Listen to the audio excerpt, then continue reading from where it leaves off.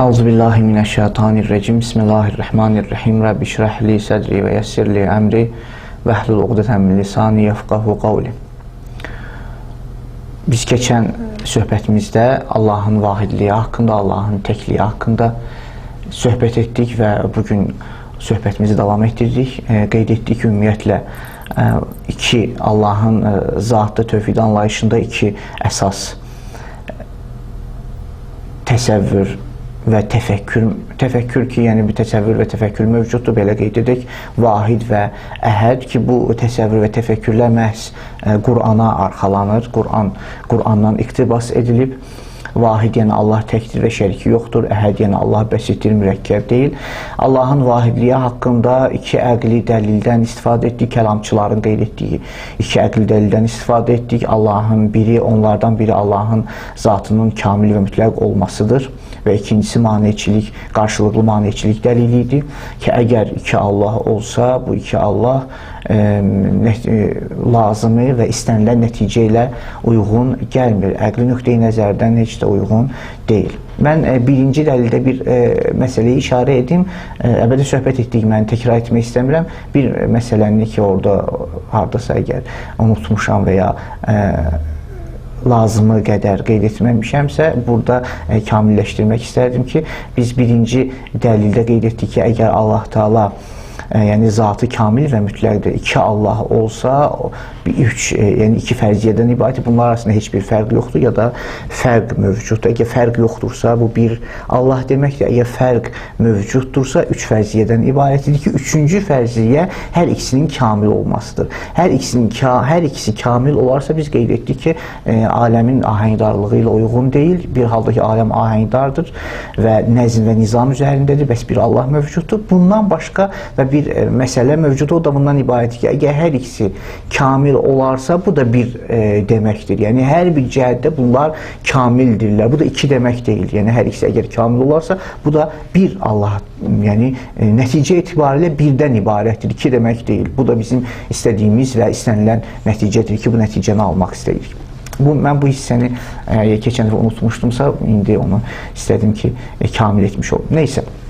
Bəs nəticə aldıq ki, ümumiyyətlə məhz bir Allah mövcuddur və o bir Allahın şəriki yoxdur. Sonra da qeyd etdik ki, Qur'andan da məhz bu Allahın vahidliyi istiqamətində digər iki dəlilə işarə edirik Qur'andan. Onlardan biri aləmin ahəngdarlığı idi ki, Müminin surəsindən ayəni qeyd etdik ki, Müminin surəsində Allah Teala buyurur ki, əgər iki Allah olarsa, bu iki Allahın hər birinin özünə məxsus məxluqları olmalıdır və biri digərinə qalib gəlməlidir, biri digərinə üstünlük qazanmalıdır. Yəni, və bu da dünyada yaşadığımız həyatda, ümumiyyətlə yaranışda gördüyümüz ahəngdarlıq ilə uyğun deyil. Çünki qeyd etdik, ən ilkin söhbətlərimizdə də qeyd etmişdik ki, ümumiyyətlə dünya ahəngdardır, nəzm və nizam üzərində yaranmışdır. Bunu biz təcrübə ilə görürük. Müxtəlif sahələrdə, istər cansız aləmdə, istər canlı aləmdə, müxtəlif sahələrdə biz ahəngdarlığın şahidik və bu ahəngdarlıq iki Allahın mövcudluğu ilə uyğun deyil. Bu, Qur'an ayəsinə görə Qur'andan istifadə etdiyimiz dəlillərdən biridir. Amma ikinci dəlil, Qur'andan istifadə etdiyimiz ikinci dəlil ki, bugünkü söhbətimdə qeyd edəcəyəm, feyz və hidayət dəlilidir. Çox önəmli, çox əsaslı bir dəlillərdən sayılır bu feyz və hidayət dəlili. Həm Qur'anın vurğuladığı bir məsələdir, həm əqli məsələləri ilə uyğundur, həm ümumi insanların dərk etdiyi bir məsələdir. Yəni, adi bir təfəkkürə uyğun bir sübut sayılır, dəlil sayılır ki, Qur'an da məhz bu məsələyə işarə edir. Feyz və hidayət dəlili. İlk öncə ayəni mən işarə edim, sonra bir balaca onun üzərində söhbət edərik. Qur'anda Allah Teala Əhqaf surəsində buyurur ki, Qul ərəəytum ma təd'unə min dunillah əruni mâzâ xələqû minəl ərz əm ləhum şirkun fissəmavati ituni bi kitabin min qabli hâzâ əv əsarətin min ilmin in kuntum sadiqin. Allah Teala Əhqaf surəsində buyurur ki, əgər digər Allah, əgər ibadət etdiyiniz digər Allah mövcuddursa, o Allahın məxluqlarını mənə göstərin, xəlqini, yaratdığını mənə göstərin və ikinci məsələ, göndərdiyi kitab və şəriəti mənə bəlli edin.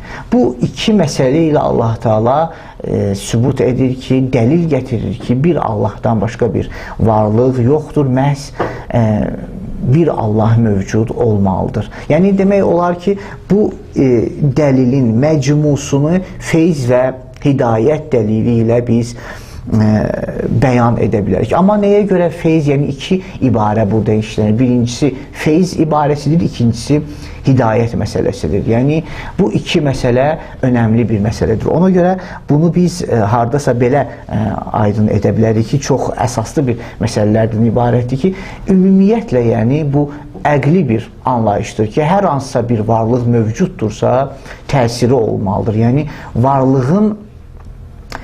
varlığın mövcudiyyəti, mövcud olması onun təsirindən ibarətdir. Əgər təsirə malik deyilsə, o deməlik varlıq deyil. Yəni hər hansısa bir şey haqqında biz danışırıqsa, o mütləq təsir, hər hansısa bir təsirə malik olmalıdır. İstər cansız, istər canlı. Yəni biz hətta cansız bir aləmdə, cansız bir dünyada ayağımız hər hansısa bir daşa dəyirsə, əgər hər hansısa bir mane ilə qarşılaşırıqsa, deməli nəsə var. Nəsə var ki, bizə mane edir. Yəni o mane də təsiri bundan ibarətdir ki, bizim irəli getməyimizə mane edir, bizim qabağımıza alır. Bu təsirdən ibarət, hərçən cansızdır. Yəni cansız dünyada da çünki var, pəs təsir etməlidir. Ümumiyyətlə, yəni varlıq kəlməsini biz meydana getirdiksə, biz varlıq anlayışı haqqında söhbət ediriksə, varsa deməli təsir etməlidir.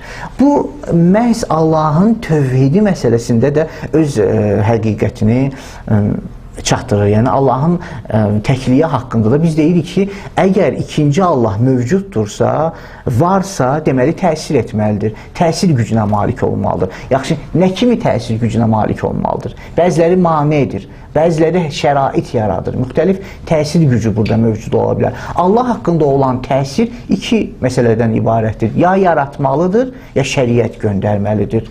Və yaxud deyə bilərik, ya feyz verməlidir və ya hidayət etməlidir. Bu iki kateqoriya deyək, bu iki məsələ Allah təfəkkürünün təsirindən ibarətdir. Bu səbəbdən Allah Teala da Quranda məhz bu iki məsələyə işarə edir ki, əgər sizin ibadət etdiyiniz digər Allah mövcuddursa, onun məxluqlarını mənə göstərin. Yəni, nə kimi feyz vermişdir, nə kimi yaranışda təsiri var. Və ya yox, məxluqlarını göstərmirsinizsə, onda göndərdiyi peyğəmbərlər və kitabını mənə göstərin. Bu çox önəmli bir məsələdir ki, məhz insanları öz təfəkkürləri ilə yan-yana qoyur, öz təfəkkürləri ilə tək qoyur ki, hər kəs öz tənhalığında bunu düşünür və bu nəticəni ala bilir ki, əgər doğrudan da həqiqətdə də hər hansısa bir şey varsa təsir etməlidir. Biz Allah haqqında da, Allah mövcuddur, yəni Allahın varlığı haqqında bir söhbət, Allah mövcuddur. Və mövcudiyyəti nə ilə bizə göstərib, yaradıb və iki, peyğəmbərlər bizə göndərib. Yaxşı, əgər ikinci Allah da mövcuddursa, bu təsirə malik olmalıdır. İcad etməlidir, buna deyilir feyz, peyğəmbərlər göndərməlidir, buna deyilər, kəlamçılar qeyd edirlər, buna hidayət deyilir ki, ayrı bir ibarə ilə təkvini və təşrii hardasa terminləri də kəlamçılar tərəfindən istifadə olunur. Feyz, yəni Allah Teala icad etməlidir. Bu təkvini, təbiət aləmində. Hidayət, yəni təşrii, şəriət göndərməlidir, kitab göndərməlidir. İndi diqqət etsək görərik ki, məhz bu ayədə də bu iki məsələ öz həqiqətini tapır. Əhqaf surəsində Allah Teala buyurur ki, əgər sizin ibadət etdiyiniz bir varlıq varsa, onun məxluqlarını mənə göstərin. Və əgər mənə qoşduğunuz şərik varsa, mənim bərabərimdə, kənarımda şərik varsa, onun göndərdiyi kitab və peyğəmbərlərini mənə göstərin.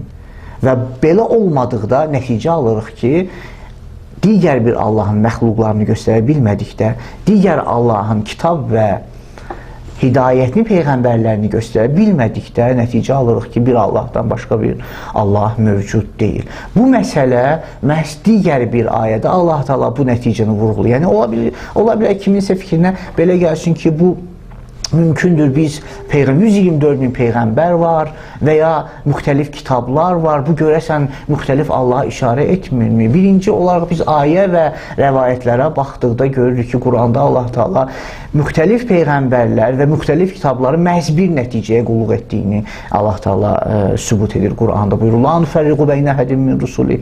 Peyğəmbərlər arasında heç bir fərq yoxdur. Digər bir peyğəmbərlərdən biz əhd-i peyman aldıq ki, sonraki peyğəmbəri təsdiqləsin və ona iman gətirsin. Yəni bunlar işarə edir ki, peyğəmbərlərin, kitabların ard-ba-ard gəlməsi zahirən müxtəlif olsa da həqiqətdə vahid bir həqiqətə qulluq edir. Vahid bir Allaha dəvət edir. Necə ki, Ənbiya surəsindən də biz tövhid anlayışını başladıqda bəhs etmişdik ki, Ənbiya surəsində də Allah Teala buyurur ki, bütün peyğəmbərləri göndərdik bir məqsəd üçün, bir amalı üçün, o da Allahın birliyini insanlara çatdırmaqdır. Bəs görürük ki, bütün bunlar hamısı bir hədəfə qulluq edir. Amma yenə də bununla belə digər bir ayədə, çox maraqlı bir ayə və bu istiqamətdə olan ayədir ki, Allah Teala buyurur Zuhruf surəsinin 45-ci ayəsində Allah Teala buyurur ki: "Vəsəl mən ərsəlna min qablikə min rusulina əc'alna min dunir-rəhmani alihətən yu'bədun." Allah Teala sual formasında yəqin ki, Allah Teala nəinki bilmək istəyir, yox, ironik, yəni sual formasında bir növ cavabı bəlli, Allah tərəfindən bəlli olan, yəni çox müəmmasız bir məsələ olduğuna görə sual formasında qeyd edir ki, səndən öncə göndərdiyimiz peyğəmbərlərdən soruş, biz Rəhmandan başqa ibadət olması tanrılarmı müəyyən etmişik? Yəni belə deyil. Bu cümlə quruluşuna ironik cümlə quruluşu deyilir. Yəni sual formasında deyirsə bu cavabı yəni bəllidir. Bu hər bir kəsi öz daxili ilə, öz təfəkkürü ilə üz-üzə qoyur ki, bütün peyğəmbərlərdən soruş ki, sən Allahdan başqa bir ibadət olması bir varlığını biz müəyyən etmişik. Bu məhz digər peyğəmbərlərdən soruş anlayışı da burada əhəmiyyət daşıyır ki, yəni belə deyil ki, biz sənə verdiyimiz şəriət digər peyğəmbərlərə verdiyimiz şəriətlə fərqli olsun və ya sənin qeyd etdiyin Allah, sənin dəvət etdiyin ona tərəf, yəni dəvət etdiyin bir varlıq digər bir peyğəmbərlərin dəvət etdiyi varlıqla fərq etsin. Yox, belə deyil. Quranda aşkar şəkildə Allah Teala buyurur ki, bu heç də belə deyil. Sən digər peyğəmbərlərdən də soruşsan, onlar da bir Allaha dəvət etdiklərini vurğulayacaqlar, qeyd edəcəklər, təkid edəcəklər. Bu önəmli bir məsələdir ki, biz bu ayədən istifadə edirik ki, Allah Teala buyurur ki, bir Allahdan başqa bir Allah mövcud ola bilməz. Çünki əgər mövcuddursa, təsir qüvvəsinə malik olmalıdır. Təsir edirsə, Allahın təsiri ya feyzdir, icad etməlidir, xəlq etməlidir ki, onu göstərin ki, yoxdur və ya hidayət kitab göndərməlidir ki, o da mövcud deyil. Biz bütün yaranışı bir səviyyədə, bir xətt üzərində görürük və bütün kitablar və şəriəti bir şəriət və bir həqiqətdə bir kitabdan ibarət müşahidə edirik. Bu da digər bir dəlildir ki, Allah Teala varlıqda Allahın təkliyinə təkliyi üçün sabit olan bir təkliyi üçün vurğuladığı bir dəlildir ki, bu ayə ilə Allah Teala insanlara çatdırır. Həmçinin mən bu sahədə Əli əleyhissalamdan Nəhcül Bəlağədə 31-ci məktubda biz Nəhcül Bəlağə ümumiyyətlə 3 hissədən, yəni xütbələr, məktublar və nəsihətlərdən ibarətdir. 31-ci məktubda biz Əli əleyhissalamdan da bu ayənin xəttində, bu ayənin məzmununda bir cümlə ilə rastlaşırıq ki, çox önəmli bir cümlədir. Əli əleyhissalam buyurur ki, "Və'ləm ya buney, innehu law kana li rabbika şərikun la'atatka rusulahu və la'ra'ayta athara mulkihi və sultanihi və la'arafta af'alahu və sifatahu velakinnehu ilahun vahidun kema vəsəfə nəfsəhu." Əli əleyhissalam İmam Həsənə vəsiyyətində buyurur ki, ey oğlum, bil ki, əgər Allahın şəriki olsaydı, əgər ikinci bir Allah olsaydı, lə'tətke rusuləhu, peyğəmbərlərini göndərərdi. Və lə rəəytə asarə mulkihi, xilqətdə, yaranışda onun təsirini görərdin, məxluqlarını görərdin, yaratdıqlarını görərdin.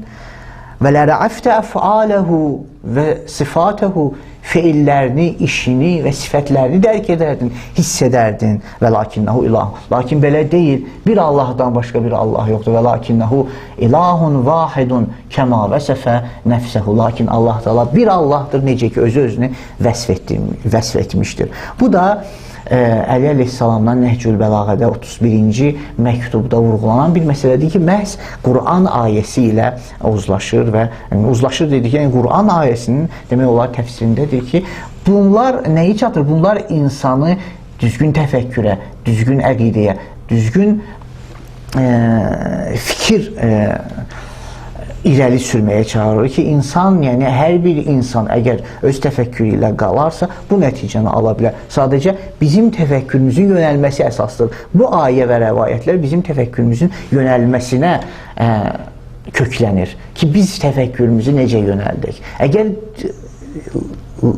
diqqət etsək, biz heç bir çətinlik çəkmədən həqiqəti insan dərk edə bilər və Allahın varlığı haqqında, Allahın təkliyi haqqında lazımı olan nəticələri insan əldə edə bilər. Bura qədər mən söhbətimi tamamlayıram və gələn söhbətlərimizdə inşallah hesab edirəm ki, biz Allahın zatda tövhid haqqında bura qədər kifayət edər və gələn söhbətlərdən inşallah sifətdə tövhid, həmçinin feildə tövhid haqqında söhbətimizi davam etdirəcəyik ki, hardasa məsələnin daha əhəmiyyətli, əlbəttə Allahın zatda tövhid də böyük əhəmiyyət daşıyan bir məsələlərdəndir ki, insanın təməl, insan əqidəsinin təməl prinsiplərindəndir. Digər məsələlər bu düşüncə üzərində qurulmalıdır. Biz əgər zatda tövhid anlayışını dəqiq anlasaq, düzgün anlaya bilsək, düzgün başa düşə bilsək, digər məsələlərdə də hardasa əgər müəmmalar da mövcud olsa, əgər suallar da mövcud olsa, öz həllini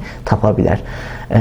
Bura qədər mən söhbətimi tamamlayıram və inşallah gələn söhbətlərdə digər mövzuları sifətdə və feildə olan mövzular haqqında